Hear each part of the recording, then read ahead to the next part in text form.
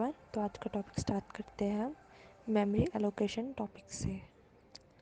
Memory allocation दो type की होती है, तो आज हम उसके बारे में पढ़ेंगे। तो हम पहला टाइप है स्टैटिक मेमोरी एलोकेशन। ये जो होता है एलोकेट करते हैं कंपाइल टाइम में, और दूसरा जो होता है हमारा होता है डायनेमिक मेमोरी एलोकेशन। ये एलोकेट करती है मेमोरी को रन टाइम पे। अब हम पढ़ेंगे एरे के बारे में। अब एरे होता क्या है?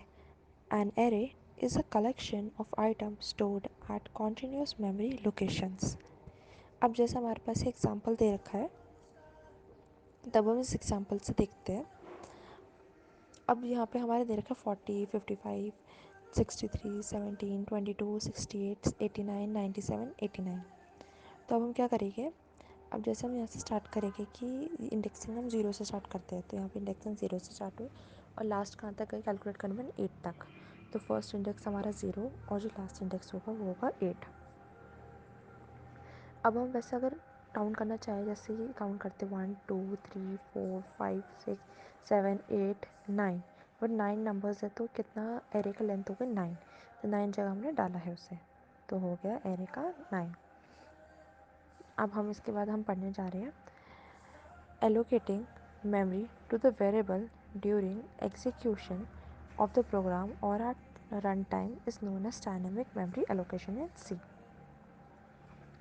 अब हम क्या करते हैं कि हम इसमें मेमोरी एलोकेशन के लिए हम डायनेमिक में 4 लाइब्रेरी यूज़ करते हैं, पर उसे यूज़ करने के लिए हमें एक हेडर फाइल यूज़ करनी पड़ती है जिसका नाम है stdlib.h। ठीक है, स्टैंडर्ड लाइब्रेरी कहते हैं इसे। अब हमारा ये 4 फंक्शन क्या है? मेलॉक, कैलॉक, फ्री और रियलॉक। अब स्टार्ट करते हैं मेलॉक से। मेलॉक को हम ये मेमोरी एलोकेशन भी कहते हैं। अब इसमें हमारे क्या करते हैं, हम एलोकेट करते हैं एक सिंगल ब्लॉक ऑफ मेमोरी को, एक स्पेसिफिक साइज़ की सिंगल ब्लॉक ऑफ मेमोरी को हम एलोकेट करते हैं। ये जो होता है रिटर्न वॉइड पॉइंटर करता है रिटर्न। तो इसका जो सिंटैक्स है वो है pointer is equal to data type लिखते हैं, इसे पॉइंटर में ले लिया, मेलॉक ले लिया बाइट साइज़। अब ये जो इसके नीचे का जितना है ये हम आपको बाद में एक्सप्लेन करेंगे, इसका एक स्पेसिफिक वीडियो बनेगी इसी के ऊपर, एक पर्सनल टॉपिक के ऊपर स्पेसिफिक वीडियोस बनेगी। अब हम आते हैं कैलॉग पे। अब कैलॉग पे क्या होता है? कैलॉग को हम कहते हैं कॉन्टिग्यूअस एलोकेशन।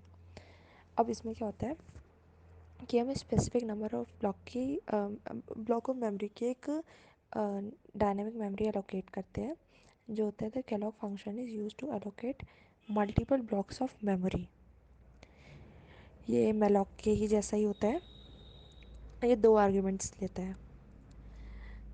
ठीक है, ये 2 आर्ग्यूमेंट्स लेता है। जो पहला होता है स्पेसिफाई करता है नंबर ऑफ ब्लॉक्स को, और जो दूसरा होता है स्पेसिफाई करता है जो साइज़, हर एक ब्लॉक में जो साइज़ है उसे स्पेसिफाई करता है। अब इसका जो डिफ़ॉल्ट वैल्यू होता है 0, और जो सिंटेक्स होता है इसका होता है pointer is equal to cast type calloc n comma element size.